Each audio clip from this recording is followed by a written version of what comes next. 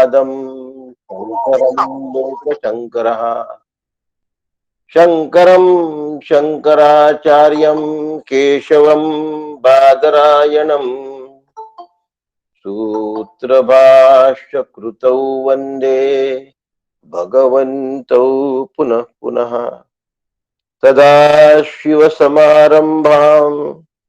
शङ्कराचार्यमध्यमाम् अस्मदाचार्यपर्यन्तां वन्दे गुरुपरम्परां वन्दे गुरुपरम्परां वन्दे गुरुपरम्परां। सद्गुरुनाथ महाराज की जय।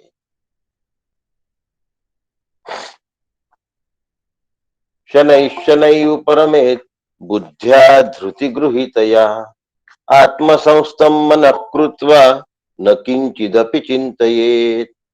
सद्गुरुनाथ महाराज की जय। 6व्या अध्यायातला 25वा श्लोक आपण सुरू करतोय. तत्पूर्वी आपण हे बघितलं होतं की योग कशाला म्हणायचं आणि योगाभ्यासात आळसाला जराही थारा नाही, परमार्थातच नाही बरं का. पण आता ध्यानयोग सुरू असल्यामुळे योगाभ्यास म्हणायचा, कारण आळस कुठे असतो? एवढ्या सकाळी कोण उठेल, कोण ध्यानाला बसेल? सकाळी जर आपण नाही उठलो आणि सावकाश बसलो त्याने काय बिघडणार आहे? सावकाश बसल्याने थोडासा सुद्धा फरक होण्याची शक्यता नाही आहे. मग काय करायचं? मग कशासाठी बसायचं सावकाश? कशासाठी हे सगळं करायचं? असा विचार करत करत ज्या वेळेला आपण येतो तेव्हा तो विचार आळसाला प्रवृत्त करत असतो आणि तो माणसाला नेहमी काय करतो, जाऊ दे ना, काय एवढ्यात करायचंय, नंतर केलं तरी काय बिघडत नाही. आळसही असा काही मला आळस आला अशा पद्धतीने आळस समोर येत नसतो. जो माणूस आळशी असतो ना त्याचं कधी असं नसतं की बा मला आळस आला म्हणून मी हे सगळं करतो आहे, अशातला त्याचा भाग नसतो. आळशी माणसाचं वैशिष्ट्यच हे असतं की तो त्याच्या आळसाचं रिझनिंग देत असतो आणि ते रिझनिंग अगदी बरोबर देत असतो की जेणेकरून समोरच्याला असं वाटेल काय बरोबर आहे बा, अहो मी उठणारच होतो सकाळी, काय सांगू, माझा डोळ्या सुद्धा उघडला, डोळ्यामध्ये जाग यायच्या आधी मनामध्ये गीतेचे श्लोक सुरू झाले आणि मग परिणाम असा झाला की मी श्लोकच ऐकतो आहे असं मला वाटलं आणि मग मला झोप केव्हा लागून गेली कळलंच नाही.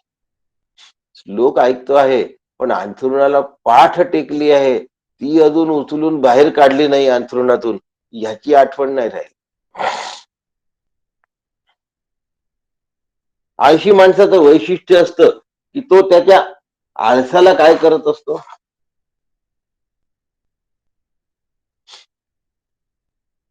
माझा आळस कसा बरोबर आहे सांगत. खूप गरमी असते हो, त्याच्यामुळे रात्री झोप नाही लागत लवकर, मग सकाळी जाग नाही येत. बरं, हिवाळ्यात खूप थंडी असते, एवढी गाढ झोप लागते त्याच्यामुळे सकाळी जाग येते. पावसाळ्यामुळे किती वाजले हा आकाशाचा अंदाजच येत नाही म्हणून जाग येत नाही. सगळ्याच्या मागे कारण काय? आळस. पण तो करणार काय? तो रिझनिंग देणार, सारखं रिझनिंग असणार त्यात आणि तो सारखं एकच गोष्ट सांगणार की बा मला तर नक्कीच इच्छा होती पण मी करू शकलो नाही. हा जो पण आहे यात माझा काही दोष नाही असं स्वतःला काय करून घेतो तो माणूस, सेफ गार्ड करून घेतो. आणि ही वृत्ती साधनेमध्ये घातक आहे. जीवामध्ये अशी वृत्ती असता कामा नये. पण नेमकं काय होतं, स्वभाव असा आहे की ही वृत्ती जीवाला बरोबर बरं, यामुळे व्यवहारात सुद्धा नुकसान होतं. अशा माणसाला त्याला पुरेसा पैसा मिळत नाही कारण त्याचा स्वभाव आळशी असतो. त्याला जो मान मिळतो तो सुद्धा त्यांनी कामावलेला असतो असं नव्हे, त्याच्या वयामुळे तो मिळतो. समोरचा माणूस विचार करतो, जाऊ द्या ना, या वयात कुठे म्हणतात त्यांना.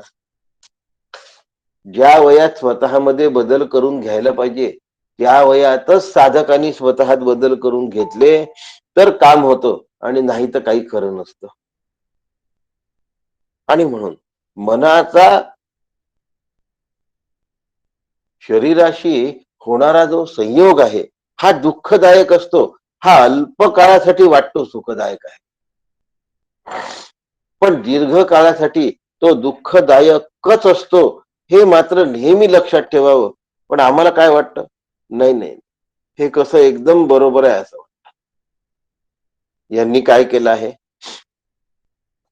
बरोबर केलं आहे, आणि म्हणूनच आमची साधना बरोबर चालू आहे.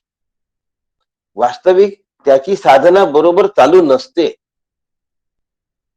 पण त्याचा देखावा असा असतो की आपण काय करतोय, आणि यांनी फसगत कोणाची होते, त्याची स्वतःची. वा, मी तर बरोबर साधना करतो.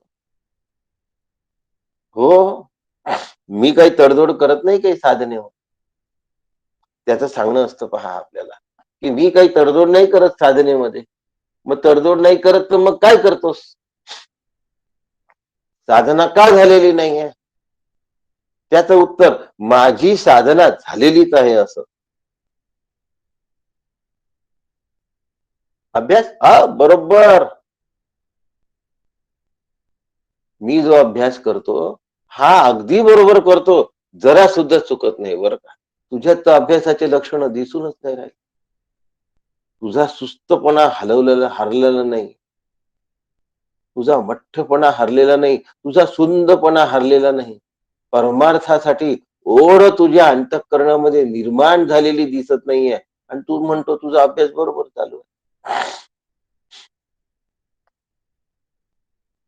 अभ्यास चालू आहे या भ्रमामध्ये साधकाचं आयुष्य निघून जात, जन्म निघून जातो, जन्म निघून जातात, पण कशाला अभ्यास म्हणतात हेच माहित नाही. बर, विचारून घेण्याची ओढ आहे का, ती पण नसते. आपला जर समजा विचारलं, कमीपणा वाटतं, आपला अपमान होईल असं वाटतं. म्हणजे स्वतःला कोणीतरी तीसमार्खा समजत असतो, आणि हा जो तीसमार्खा असतो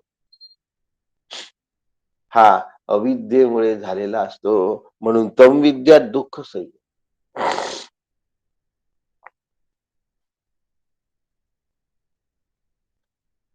तो नेहमी दुःखाच्याच संयोगामध्ये जातो, पण या दुःखाच्या संयोगातून ज्याने जो स्वतःचा वियोग करून घेतो त्याला योगी म्हणतात.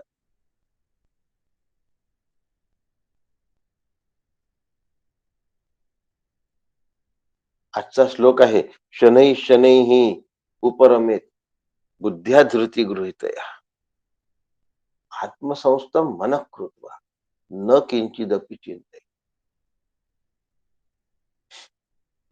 शनै शनै, हळूहळू, ढाळे ढाळे, केतुलेनी एके वेळे आत्मस्वरूपाजवळ येईल सहजे. माऊलींनी सुद्धा ज्ञानेश्वरीमध्ये ओळी सांगत असताना हळूहळू शब्दाचाच उल्लेख केला आहे, आणि भगवंतानी शनैही शनैही असं म्हटलं. साधकाला खूप असं वाटत असत की माझी अंतःकरण वृत्ती एकदम काय व्हावी, आत्माकार झाली पाहिजे. कधीच नाही होत.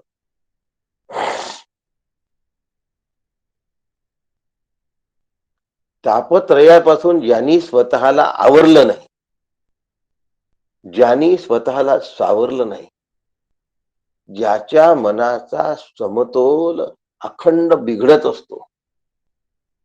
शब्द काय आहे, समतोल. सम स्वभावात प्रमाणामध्ये आहे तोपर्यंत तोल आहे, आणि नाही तर मग गोल आहे. मनाचा समतोल अंतःकरणाचा संयम, बुद्धीचा निग्रह हा एकाएकी होत नसतो. हा बस उद्यापासून सकाळी 3 वाजता साधनेला बसायचं. उठतात महाराज 3 वाजता, बसतात साधनेला. कधी सवय नाही एवढे वर्षापासून. 3 वाजून 10 मिनिटांनी जी झोप लागते ती एकदम 5 वाजताच उघडते. हे बसल्या बसल्याच मान टाकलेले असतात. समम काया शिरोग्रीवम धारयन नचनम स्थिराः संप्रेक्ष नासिकाग्रम स्वम दिशश्या नवलोकयन्. भगवंताच्या श्लोकाचं काय झालं आहे? समम काय शिरोग्रीवम,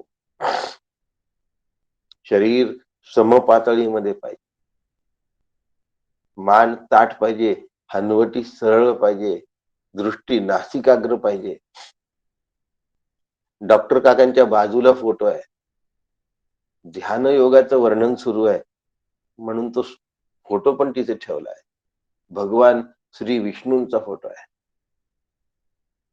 परमपूज्य काका त्यांच्या बाजूला एकीकडे भगवान गोपाल कृष्ण आहे आणि एकीकडे भगवान श्री विष्णू आहेत. वर पांडुरंग आहे. ब्रह्मस्वरूप परब्रह्मलिंगम भजे पांडुरंग.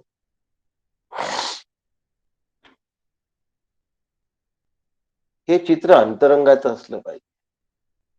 माझ्या अंतरंगामध्ये सुख दुःखाने माझं अंतःकरण ढळून टाकलं असतं, ज्याप्रमाणे रवी ताकाला घुसळून टाकते. पहिले पहिले काय होतं, ताक एका मार्गाने घुसळलं जातं. नंतर काय होतं, ते दुसऱ्याही मार्गाने घुसळलं जातं. ही दोरी ओढली की उजवीकडे घुसळलं जातं, दुसरी दोरी ओढली की डावीकडे घुसळलं जातं. आणि मग डावी उजवी मध्ये आतमध्ये एवढं घर्षण चालतं. तसं माझ्या मनामध्ये विचार आणि अविचार यांचं सतत घर्षण, आणि या घर्षणामध्ये बहुतेकदा अविचारांचा विजय होतो. अविचारांचा विजय झाला की राग द्वेषांचा प्रभाव उसळतो, आणि विचारांचा जर उदय झाला असेल तर संताप क्रोध हे आवरल्या जातात. उपरमे, उपरम शब्दाचा अर्थ शांत होणे असा आहे. बाह्य स्थिती अनुकूल असो की प्रतिकूल असो, माझी अंतस्थिती मला शांत जपता आली. परीक्षेचा प्रसंग तोच असतो.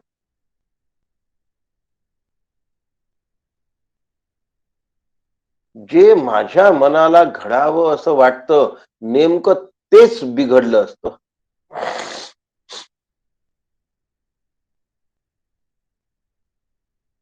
मन चलबिचल झालं असतं, मन चंचल झालं असतं, मनाचं संतुलन हरवलं असतं. संतुलन शब्दाचा काय अर्थ आहे?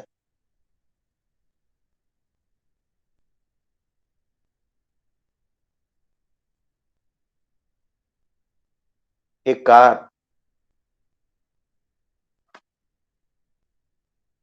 विदाउट ड्रायव्हर, वेगाने गाडी जाते आहे, आतमध्ये ड्रायव्हर नाही आहे, रिमोट कंट्रोलच नाही.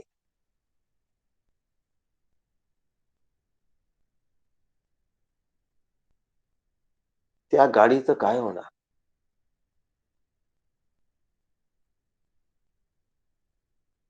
आणि म्हणून या सगळ्यांचा रिमोट कंट्रोल आहे बुद्धी. बुद्धीला आवर घालण्याची गरज आहे, बुद्धीला सावरण्याची गरज आहे, बुद्धीला संयमित करायची गरज आहे, बुद्धीचा समतोल साधण्याची गरज.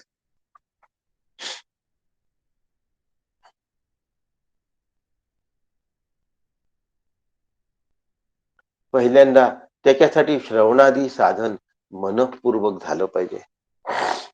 जे मी श्रवण केलं असेल ते मला आठवलं पाहिजे. जे आठवलं त्याच्यावर माझं मनन झालं असलं पाहिजे. झालेलं मनन आणि केलेलं श्रवण याचा निधिध्यासनामध्ये परिपाक झाला पाहिजे. निधिध्यासन आत्मस्वरूपाशी सामावलं पाहिजे.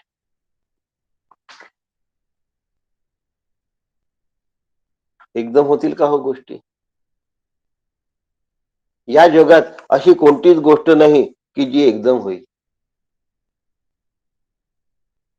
साधं धान्य जरी शिजायला टाकलं तर एकदम भात तयार होत नाही. एकदम पोळी पण तयार होत नाही. कारण पोळी जरी तयार करायची असली तर पहिल्यांदा गव्हाची कणिक करावी लागते. गव्हाची पोळी नाही होत. कणकेची पोळी होते. कणिक आली तरी त्यात पाणी घालावं लागतं. पाणी घातलं तरी त्याला मुरू द्यावं लागतं. मग लाटण्याची प्रक्रिया, मग शिजण्याची प्रक्रिया. या सगळ्या गोष्टींना काही कालावधी लागतोच ना. अगदी इन्स्टंट फूड जरी म्हटलं तरी पण त्याला कालावधी लागतो.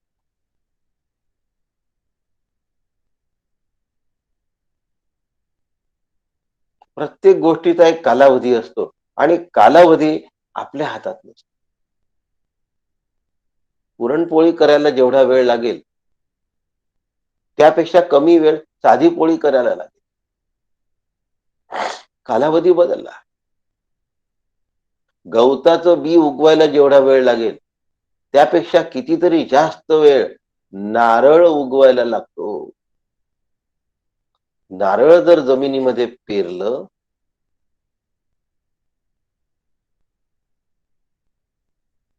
ते उगवायला 45 दिवसाच्या पुढचा कालावधी लागतो. आणि गवताचं बी जर जमिनीत पडलं असेल 45 दिवसाच्या आत ते उगवून मोहरून त्याला पुन्हा बी पण तयार होत. नारळ उगवलंच नसतं. गवताची एक जनरेशन होऊन गेली असते ते गवत नष्ट व्हायला आलं. त्यातनं दुसरे गवताचे रोपटे तयार होतात.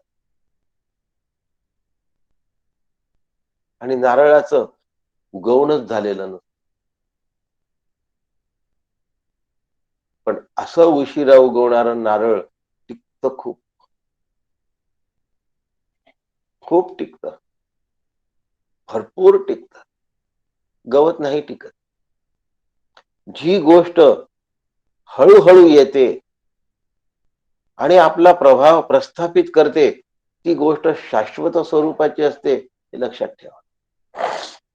जी गोष्ट भर्रकन येते ती गोष्ट तितकीच चटकन जाते.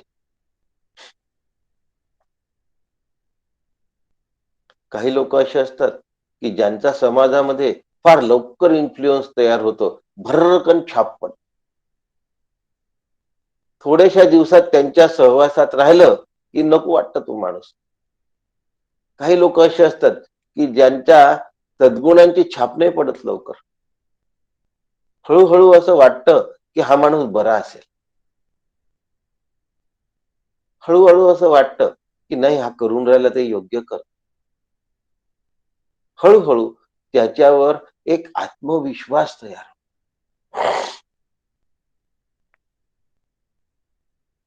आणि त्या आत्मविश्वासाला तो सार्थकी लावतो. ह्याचं कारण त्यांनी पायरी पायरीनी वाटचाल केली, क्रमाक्रमाने वाटचाल केली आहे. याला म्हणतात शनैः शनैः, हळू हळू.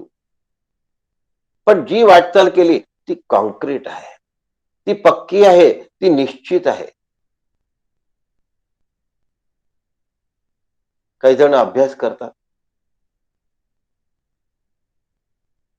त्यांना विचारावं का हो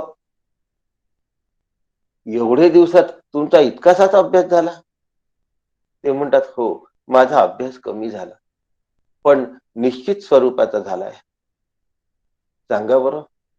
ते पटकन सांगतात. आणि खरोखर ती गोष्ट त्यांनी नीट केलेली असते. गती मंद आहे, पण जेवढे पावलं उचलले आहे ना, ते नक्की उचलले आहेत.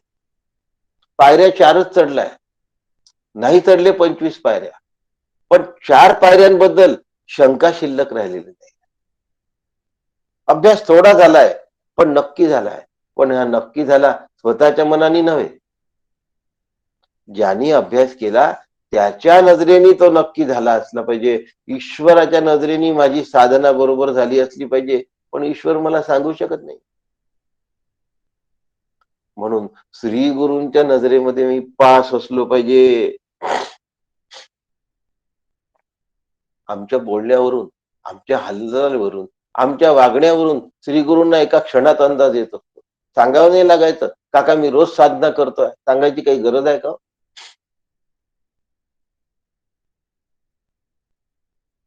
मोक्षेच्छा जर तीव्र राहिली तर साधनाची गती सुद्धा तीव्र होते, पण त्याचे परिणाम जे आहेत ते मिळायला वेळ लागत असतो. म्हणून शनै ही शनै.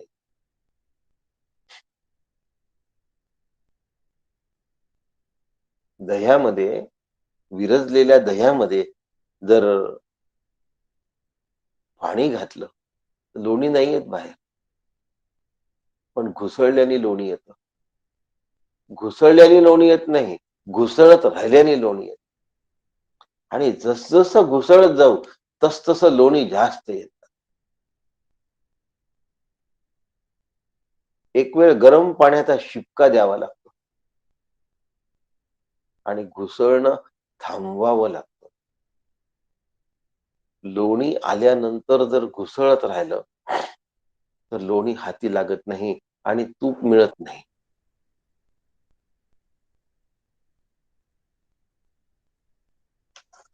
धृती गृहीतया.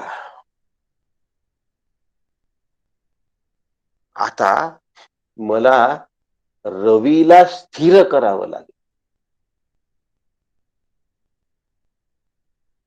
याचा अर्थ आतमध्ये घुसळण्याची जी प्रक्रिया आहे ती प्रक्रिया मला थांबवावी लागेल.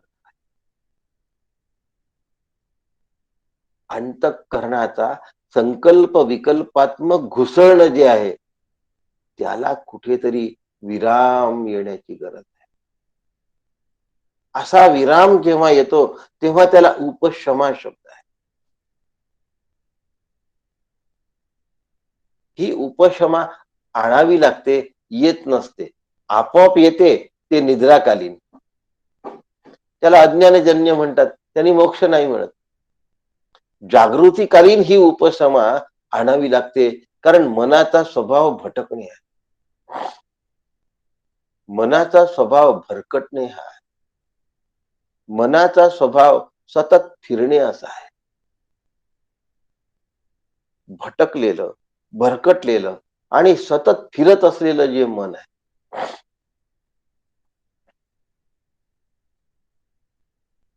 त्या मनाला खूप वाटतं की आपल्याला विषय सुख मिळेल, पण त्याला विषय सुखच मिळतं, आनंद नाही. फिरत कशासाठी असतं? विषय सुखाच्या निमित्ताने आनंद मिळवण्यासाठी फिरत. होऊन काय राहिलाय? सुख मिळत आहे, पण ते अल्पकाळ टिकत. मंदाताईंनी एक उदाहरण दिलं होतं, ते उदाहरण खूप मार्मिक आहे.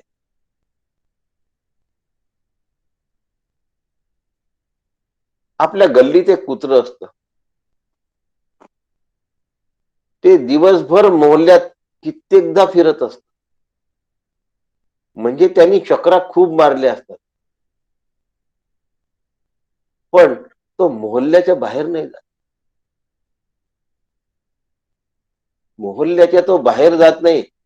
बाहेर जायला काही हरकत होती का हो त्या कुत्र्याला? पण नाही, तो मोहल्ल्यातच फिरतो. कुठे कुत्र बघितलं, आपल्या घरी नसेल तर 4-2 घर पलीकडे असतं, पण असतं मोहल्ल्यातच. त्याच भागामध्ये. कोलूचा बैल म्हणजे घाण्याचा बैल फिरतो खूप, अशा बैलाला संध्याकाळी जर सोडून दिला,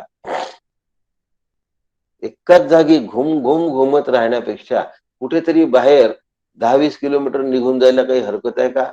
पण नाही, तो फिरताना सुद्धा थोडासा गोलसरच चक्कर मार.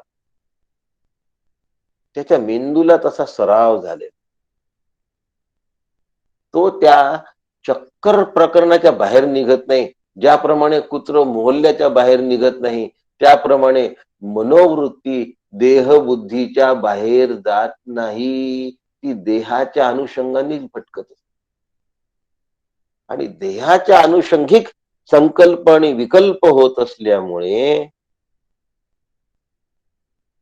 त्याचं अंतःकरण असत प्रत्ययाशीच तादात्म्य पावतो, सत प्रत्ययाशी तादात्म्य पावत नाही.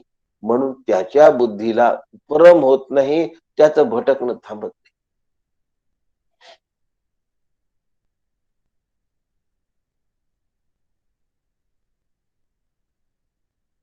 दोन लोक असतात.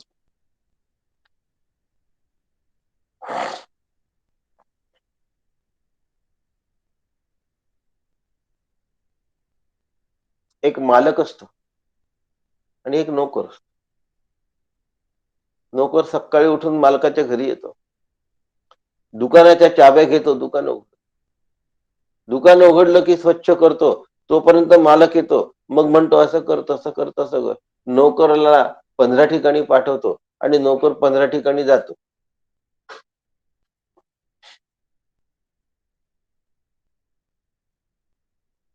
पंधरा ठिकाणी गेल्यानंतर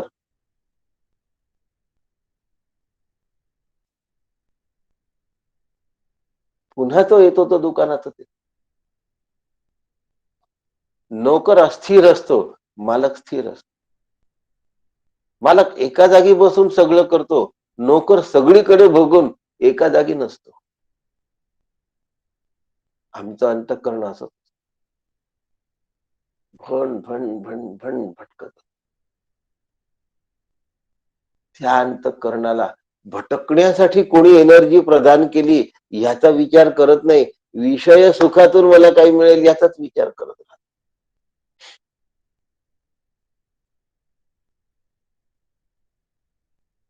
कटलेल्या पतंगीच्या मागे धावणाऱ्यांची संख्या खूप असते, पण पतंग सहसा कोणाच्याच हाती लागत. आणि जर चुकून हाती लागली मोठ्याच्या, तर बाकीचे काहीतरी त्याला फाडफूड करून टाकतात आणि तिथे भांडण सुरू होऊन जात.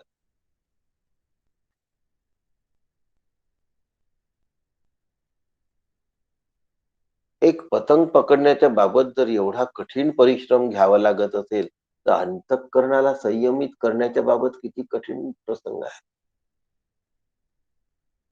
याच अध्यायात पुढे आहे, चंचलम हि मन कृष्ण प्रमाथी बलवत दृढम तस्र्याहम निग्रहम मन्ये वायुरिव सुदुष्करम. वायूला हातामध्ये पकडून ठेवण्या इतकं कठीण आहे मनाचं संयम. आणि इथे जर सांगितलंय, उपरमेत बुद्ध्या धृती गृहीतया आत्मसंस्थम मन, मनाला कुठे आणायचं आहे? आत्मस्वरूपावर स्थिर करायचं. ध्यानाची प्रक्रिया सांगणं चालू. प्रक्रिया हा नेहमी विशेष असतो आणि स्वरूप हे नेहमी सामान्य. स्वरूप प्राप्त करण्यासाठी विशेष प्रक्रियेची गरज आहे. सहज सामान्यपणे स्वरूप नाही सापड. मी सांगतोय हे समजायला कठीण आहे. वाक्य खूप सोपे आहे. आत्मस्वरूपाला ओळखण्यासाठी मी आत्मा आहे या विशेष वृत्तीची गरज आहे. मी आत्मा आहे ही विशेष वृत्ती एकदा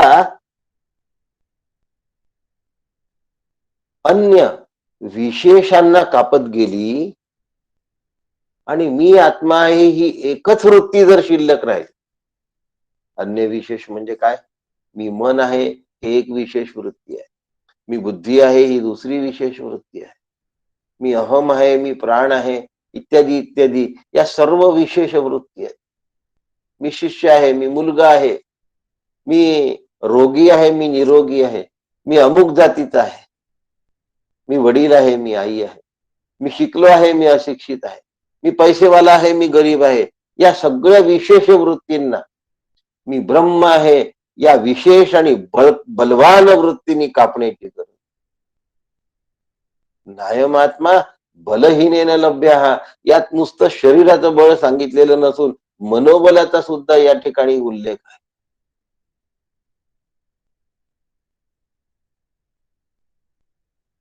मी आत्मा आहे ही वृत्ती टिकवून ठेवायला खूप मोठं सामर्थ्य लागतं आणि हे सामर्थ्य सद्गुरु प्रदान करतात तेव्हा मी जर ती टिकवून ठेवत असेल तर.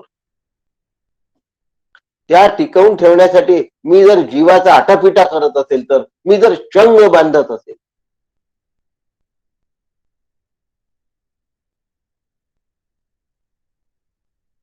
जमणार आहे का हो मला असं? आणि म्हणून धृती गृहीत या बुद्धीने निश्चय केला पाहिजे, मी आत्मा आहे, मीच ब्रह्म आहे.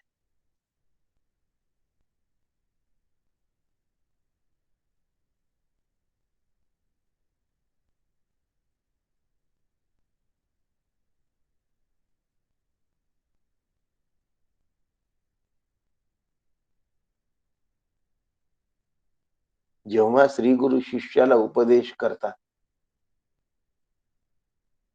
त्यावेळेला तत्वमसी असा उपदेश असतो. परंतु तो जो शिष्य असतो, तो शिष्य विचार करतो की मला तर असा उपदेश दिलेला आहे, पण प्रत्यक्ष तो आहे कुठे?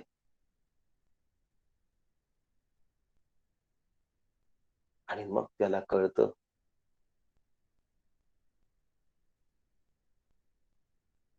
तो माझ्याच जवळ आहे. आणि मग तो विचार करायला लागतो, अयम आत्मा. अयम आत्मा म्हटलाय, अयम शब्द वापरलाय, इदम शब्द नाही वापरला. हा अयम. आता तो जो आत्मा आहे, मी आत्मरूप आहे, हे समजायचं कसं? हे वाक्य तर आलं लक्षात.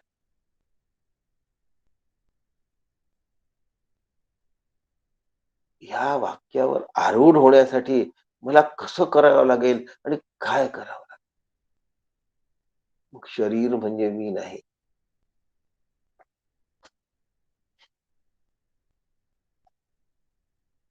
मन म्हणजे मी नाही, बुद्धी म्हणजे मी नाही, प्राण म्हणजे मी नाही.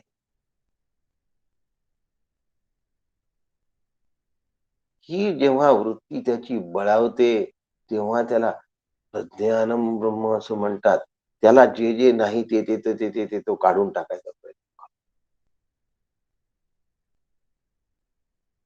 हे काढता येतं प्रकर्षाने असलेल्या ज्ञानामुळे, प्रबळ झालेल्या ज्ञानावृत्तीमुळे. दुर्बल अशाश्वत वृत्तीचा नायनाट करतात, कापून टाकतात.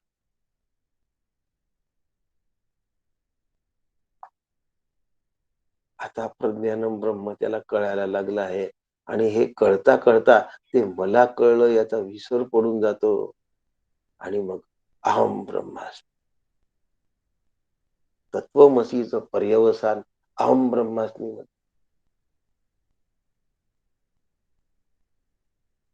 एका मिनिटात मी आत्मा आहे म्हटल्याने मी आत्मा आहे हे वाक्य समजत नाही. हे समजायला महाकठीण वाक्य आहे म्हणून त्याचं नावही महावाक्य आहे.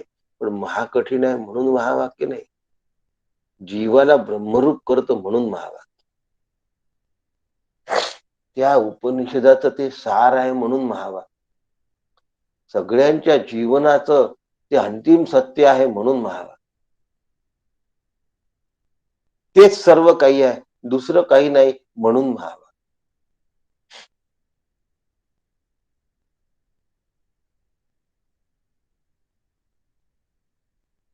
आता सर्व बुद्धिवृत्तींना कापून टाकलाय. सर्व वृत्ती काढून टाकल्या आहेत आणि ते मी आहे ह्या स्वरूपावर स्थित केलं आहे. कारण आत्म्याला रूप नाही आहे,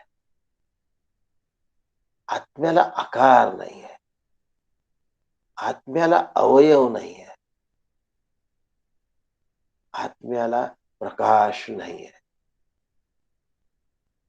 आत्म्याला ज्ञान नाही आहे. आत्मा ज्ञानरूप आहे, आत्म्याला ज्ञान नाही. ज्ञान आणि आत्मा अशा दोन वेगळ्या गोष्टी नाही.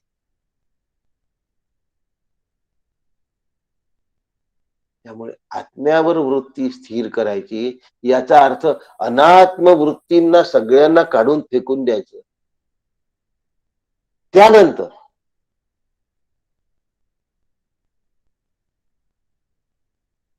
शून्य वृत्ती तयार होते. त्या शून्य वृत्तीचा जो प्रकाशक तो मी. आता आत्मसंस्तम सुरू झाला.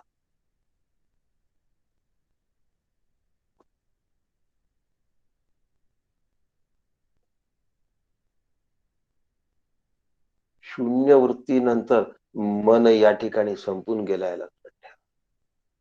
पण त्याचा प्रकाशक मी आहे ही बुद्धिवृत्ती कायम आहे. चित्ताला प्रसन्नतेचा अनुभव येतो आहे ही चित्तवृत्ती कायम आहे. आणि तो मी आहे ही अहमवृत्ती पण कायम आहे.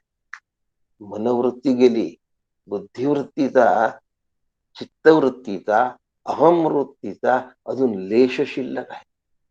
लक्षात ठेवा, एकाच अंतःकरणाचे हे 4 पैलू आहेत बरं का. नाहीतर मग बुद्धिवृत्ती वेगळी, चित्तवृत्ती वेगळी, अहमवृत्ती वेगळी. ह्या वृत्ती जेव्हा निष्काम झालेल्या असतात, आता त्यांना काही मिळवायचं नाही. त्यावेळेला मी ब्रह्म आहे ह्या म्हणण्याचा सपाटा लावण्याची गरज, हे म्हणणं समजून घेण्याची गरज आहे. सपाटा लावणं वेगळं आणि समजून घेणं.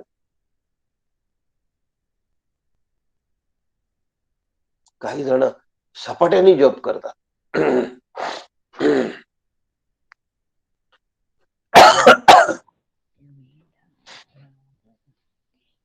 भरभर भरभर भरभर भरभर मंत्राचं उच्चारण, गरा गरा गरा गरा माळ फिरत असते आतमध्ये.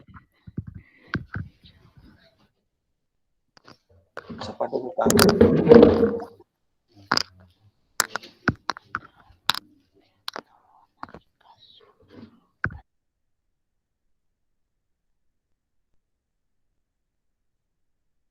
हा झपाट्याने होणारा जो जप आहे हा रजोगुणामुळे झालेला.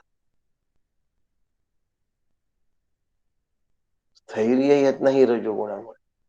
रजोगुण कायम अस्थिर आहे म्हणून त्याला चंचल असं.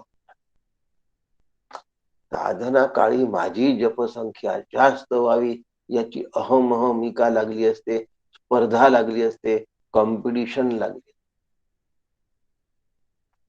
मला एवढे दिवसात एवढा जप पूर्ण करून द्यायचा आहे.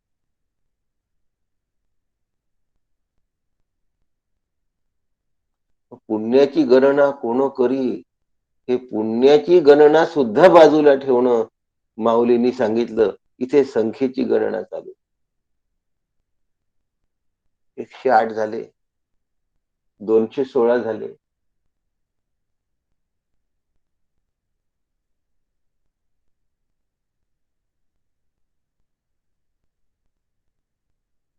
यांनी आत्मस्थिती बिघडते, आत्मस्थितीकडे वाटचाल होत नाही. मग भराभर भराभर जप करू नये का हो? नाही करू.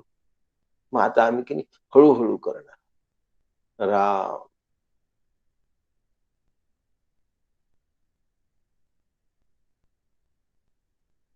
राम. 2 मंत्रांच्या मध्ये अति जास्त अंतर ठेवलं की त्यांनी तमोगुण बळावतो, आळस आणि निद्रा फैलते.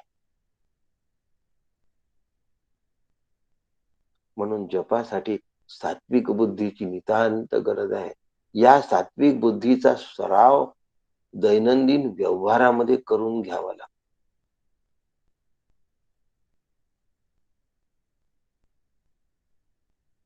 एक तर विक्षेप दोष त्रास देतो साधनेमध्ये,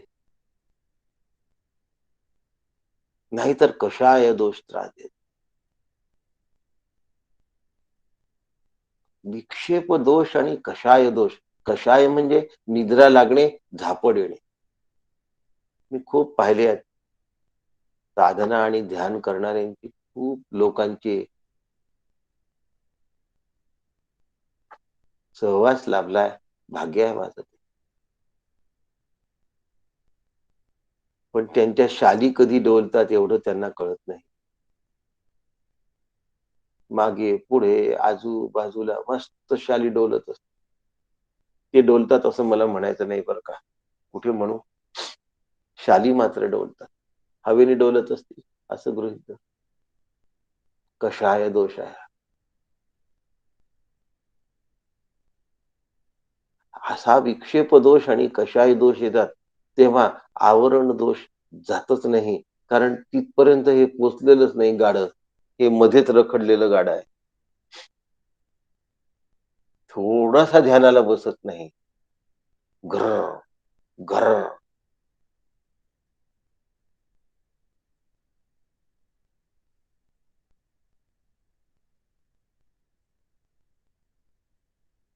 त्याच्यामुळे मनाचं चांचल्य आणि मनाची सुंदता, सुंद सुस्त मन असतं. सुंद म्हणतात त्याला. या दोनही गोष्टी साधनाकालीन असता कामा नये. म्हणून अति खाऊन साधना करू नये, उपाशी राहून साधना करू. पोटाला तडा देऊन साधना करू नये. पोटाच्या वर अकंठ जेवून साधना करू नये. दोन्ही गोष्टींनी साधनेमध्ये हे दोष वाढतात.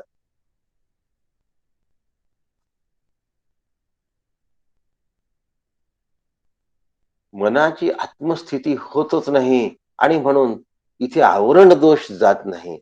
शून्याचा निराश झाल्यानंतर आवरण दोष नाशाची प्रक्रिया सुरू होते. मी ब्रह्म आहे ही वृत्ती जागी होते.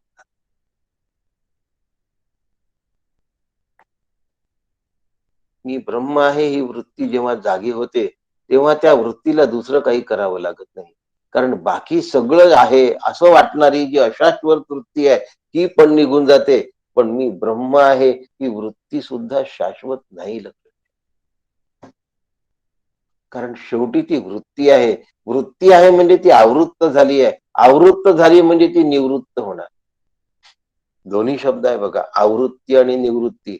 आवृत्तीला काही जण प्रवृत्ती म्हणतात. एक तर वृत्ती निर्माण होते त्याला प्रवृत्ती असं म्हणतात, किंवा वृत्ती नाहीशी होते त्याला निवृत्ती असं म्हणतात. म्हणजे वृत्ती ही येते आणि जाते यात जरा सुद्धा शंका नाही. त्याच्यामुळे मी ब्रह्म आहे ही वृत्ती जर अढळ स्वरूपाची असेल तरीही ते ब्रह्मस्वरूप नव्हे. त्यावेळेला खूप आनंद मिळतो, कारण बाकीचे सगळे विक्षेप नाहीसे झाले.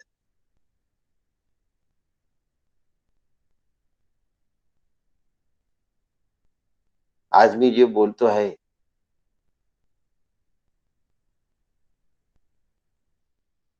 ऐकायला सोपं आहे, समजायला कठीण आहे. त्याची मला कल्पना आहे. अगदी सोपं मराठी सांग.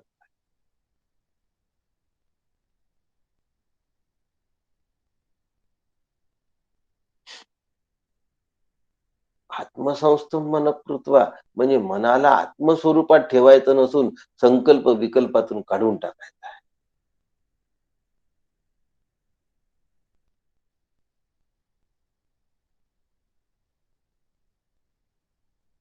न किंचिदपि चिंतये.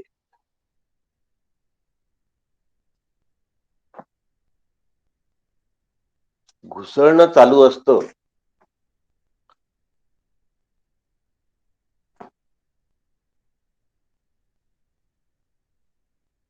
तेव्हा लोणी निघतं असं नाही आहे. घुसळलं नाही तर लोणी निघत नाही, आणि घुसळणं चालूच ठेवलं तरी लोणी राहत नाही.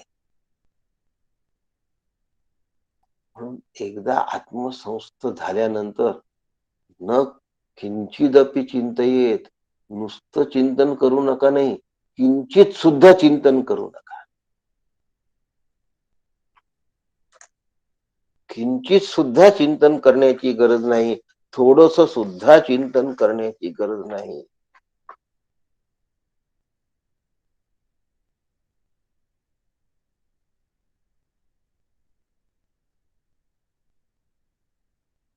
चिंतन न करता असलेला मी हा एक वेळ मीपणाला हरवून बसतो.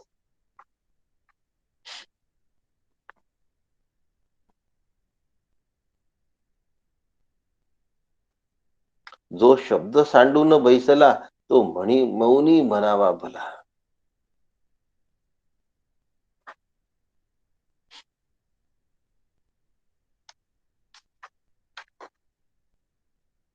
मला किती उंच झेप घ्यायची आहे याचा मला अंदाज आला, ह्याचा मला समज आली पाहिजे. परमार्थात काळकम वेगाचं गणित असतं, परंतु काळाचा अंदाज देणं कठीण आहे, पण काम केवढं आहे हे मात्र नक्की कळतं. वेळ माझ्याजवळ दिवसभरातला शिल्लक आहे, आणि माझी जी क्षमता आहे त्याचाही मला विचार करावा लागेल. कशासाठी मी किती वेळ दिला पाहिजे याचा अंदाज घेतला पाहिजे. न किंचिदपि चिंतयेतच्या पूर्वीची स्थिती सांगताय. साधना ज्या मार्गाने चालते ती त्याच मार्गाने चालली पाहिजे, परंतु त्या साधनेमध्ये इम्बॅलन्स होता कामा नये, डिसबॅलन्स होता कामा.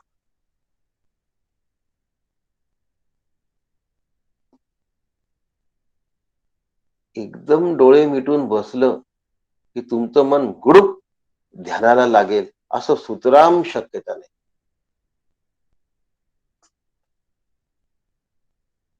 नाम घ्यावंच लागतं, वाचन करावंच लागतं, ध्यान करावं लागतं, अखंड अनुसंधान सांभाळावं लागतं. मला ठरवावं लागेल काळ काम वेगाच्या गणितानुसार की मी किती नाम घ्यायला पाहिजे, किती भाषण करायला पाहिजे, किती काळ मी ध्यान करायला पाहिजे, अखंड अनुसंधानात माझ्या भर पडते आहे की नाही पडत आहे. ज्याप्रमाणे घरामध्ये रोज धूळ बसते आणि ती रोजच्या रोज स्वच्छ करावं लागते, त्याचप्रमाणे अंतःकरणामध्ये अविचार येऊन कधी बसला हे आम्हाला कळत नाही. अविचारामुळे कुसंस्कार अंतःकरणावर दृढ होतात, आणि वेदांत विचाराच्या विरुद्ध संस्कार येऊन केव्हा चिटकले आम्हाला कळत नाही. हे दिवसभराच्या व्यवहारामध्ये होत. ते विचार झटकण्यासाठी रोज वेदांत चिंतन आवश्यक आहे, अत्यंत गरजेचं आहे. त्यासाठी शास्त्राभ्यास असतो, त्याशिवाय वेदांत चिंतन सुचणार नाही. पण तेवढ्याने भागत नाही, त्याबरोबर नाम घेत राहावं लागतं. नाही तर कधी लूप होल सापडतील आणि अविचार आतमध्ये प्रवेश करेल सांगता येईल. आपण नाम घेतो ते कोणाचं हे कळलं पाहिजे, आणि त्या तत्वाला मला समजून घेतलं पाहिजे. म्हणून आत्मवारी रोज होण्याची गरज आहे, सकाळ आणि संध्याकाळ होण्याची गरज. त्याशिवाय धारणा ध्यान आणि समाधी फलद्रूप होत नाही. जे मी शास्त्रात वाचतो ते तत्व, तो आत्मा, ते ब्रह्म खरंच आहे, या अनुभवामध्ये जर मी थोडा थोडा वेळ काळ येत राहिलो, 2-4 सेकंद का होईना, आत्मवारी जर साधत असेल, त्यांनी एक उत्साह आहे, त्यांनी एक उभारी येते, त्यांनी निर्भयता येते, शांती, तृप्ती, समाधान, आनंद या सगळ्या गोष्टी त्याठी येतात. म्हणून श्रवणाची आधी आवश्यकता आहे. दिवसभराचा माझा व्यवहार तत्वगुणाच्या परिपोषातून झालेला असावा. दिवसभर सुंद पसुंदी आणि ध्यानाच्या काळी मन शांत होईल असं कधीच शक्यता नाही.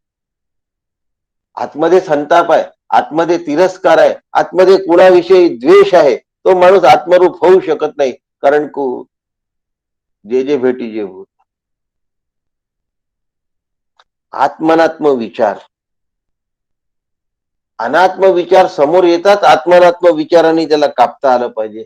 क्षराक्षर विचार समोर येतात, उत्तम पुरुषाचा विचार आला पाहिजे. नित्य आणि अनित्य विचार समोर येतात, नित्याची बाजू सरसावली पाहिजे आणि मला पुन्हा काय करता आलं पाहिजे. नित्याला धरून राहता आलं पाहिजे, अनित्याला माघार घ्यावी लागली पाहिजे. पण त्यासाठी तो मी आहे हा निश्चय मला जागा ठेवावा लागतो, हा विचार मला जागा ठेवावा लागतो. न ते विचार सुटले तर सगळं जमतं. नको ते विचार म्हणजे त्याला भाकड विचार असं म्हणतात, त्याला अनुत्पादक विचार म्हणतात, त्याला अनावश्यक विचार म्हणतात. या अनावश्यक विचारांना फाटा देता आला पाहिजे, तर आत्मसंस्कार.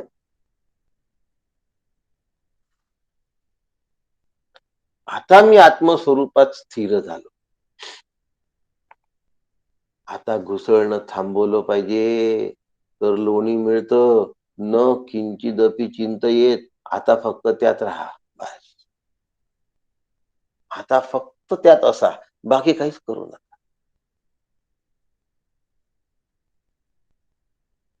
आतापर्यंत संवादी धडपड जी केली ती बरोबर आहे. दिवसभर माझं जे वागणं आहे ते न्याय नीती धर्माला धरून असलं पाहिजे. माझ्या अंतःकरणामध्ये परावाणीचा उदय सुद्धा होता कामा नये असं वाटत असेल, ती सुद्धा स्थिरावावी असं वाटत असेल, वैखरी मध्यमा आणि वैखरी पश्चंती आणि मध्यमा या तीनचा लोप करत गेलं पाहिजे. म्हणजे बाह्य व्यापारामध्ये मला स्वतःच्या अंतःकरणाला भरकटू देण्याचा वाव नाही, तेव्हा ध्यानाखाली ते एकाग्र होणार. आम्हाला वाटते की बसलं डोळे बंद केले की गुरूप ध्यान लागेल. कसं लागेल? साक्षीत्वाने व्यवहार करता आला नाही, असंगत्वाने व्यापार करता आला नाही, निस्वार्थपणे फलाशय रहिततेने जर राहता आलं नाही, न किंचिदपि चिंतयेत, ही स्थिती प्राप्त होऊ शकत नाही. जंगलात जाऊन राहिले तरी सुद्धा, जंगलात जाऊन राहिले तर माणसाची वृत्ती थांबते असं वाटतं का तुम्हाला? आश्रम बाहेर काढले तर वृत्ती थांबते असं वाटतं का? जंगलामध्ये जाऊन झोपडी बांधली म्हणजे वृत्ती थांबते असं वाटतं का? वृत्ती मनोराज्य करते. जर प्रत्यक्ष विषय समोर असेल तर विषयाच्या मागे वृत्ती धावते आणि ती मला सळो की पळो सोडून करते. पण विषय जर प्रत्यक्ष नसतील, मी जर जंगलामध्ये असेल आणि डोळे बंद करून ठेवले असतील, तर आतमध्ये मन विषय वृत्ती तयार करतं आणि त्याच्यामध्ये रंगतं. त्याला मनोराज्य म्हणतात. विषयापेक्षाही मनोराज्य खतरनाक असतं.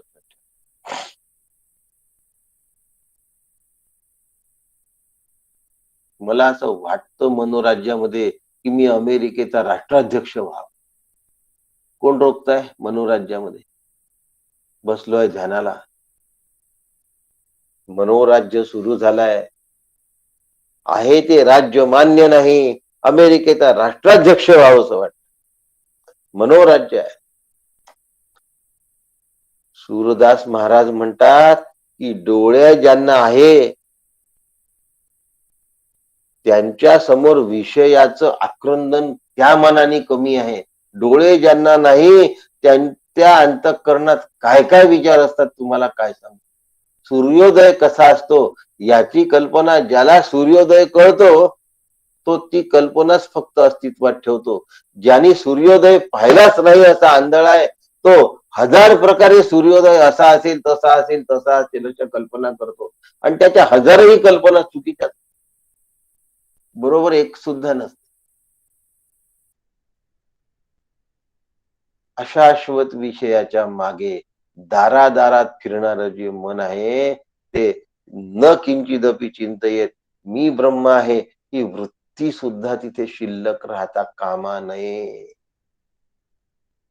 आणि अशी ती वृत्ती ज्या वेळेला निवृत्त होते तेव्हा आत्मस्वरूपाशी ती तदाकार झाली असं समजा. निवृत्त झाले की स्वरूप प्रगट आहे.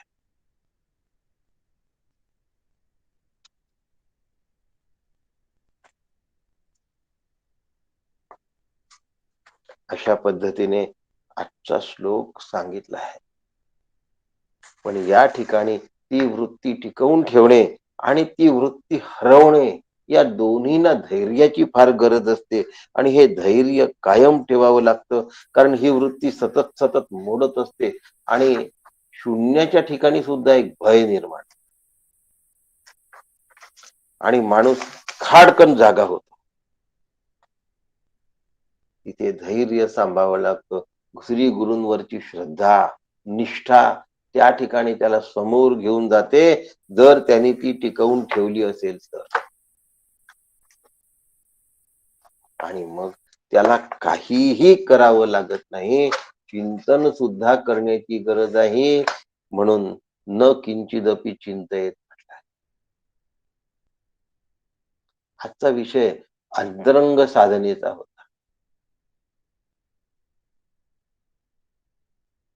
ज्यांनी साधनेला बसण्याचा प्रयत्न करून स्वतःला आतमध्ये तपासण्याचा किंवा करेक्ट करण्याचा आटोकाट प्रयत्न केला असेल त्याला विषय खूप आवडणार आहे. ज्याला असा प्रयत्नच केला नसेल त्याला आजचा विषय कंटाळवाणा होणार आहे. पण हा विषय कधीतरी आवडता व्हावा आणि मी निर्विषय स्वरूप व्हावं. त्यानंतर विषयाचं अंतःकरणामध्ये प्रवेश जरी झाला तरी तो सत्यत्वानी होत नाही, कारण त्याचा बाध झाला. ही बाध वृत्ती माझं कल्याण करते. आणि एकदा असा बाध करता याला, दोनदा बाध करता आला, वारंवार बाध करता आला की बाध करण्याची जरूर पडत नाही. कारण विषय सत्यत्व बुद्धीच नाहीसे झाले. आणि मग जगत समोर दिसून सुद्धा जगताचं चिंतन होत नाही. जगतातले व्यवहार करून सुद्धा ते जुजबी होतात, पण विषयाचं चिंतन होत नाही. 2% द्वैतापुरता चालतं, ते वरवरच निघून जात. एकदा समुद्रामध्ये खोल बुडी मारली की आतमधल्या खोलीमध्ये लाटांचा त्रास नसतो, लाटांचा व्यत्यय नसतो, लाटांचा प्रतिबंध नसतो, लाटांची खळखळाट नसते. तेव्हा शांत आणि स्थिर सागर असतो. वरती तो अत्यंत खवळलेला असतो. एकदा हृदयाकाशात आतमध्ये तो प्रवेश करता आला, तेवढ्या खोलीत प्रवेश करता आला की जिथे वरच्या लाटांचा प्रभाव सुद्धा शिल्लक राहत नाही. त्यानंतर काहीही करायचं शिल्लक राहत नाही. तो स्वतःचा मी हरवून गेल्यामुळे आत्मस्वरूप होऊन जातो. न किंचिदपि चिंते. असं ज्याला जमलं नाही त्यांनी काय करावं हे उद्या सकाळी बघूया. आज थांबू. आपल्या सगळ्यांना नमस्कार करतो. राम कृष्ण हरी. दुपारी 11 वाजता दत्त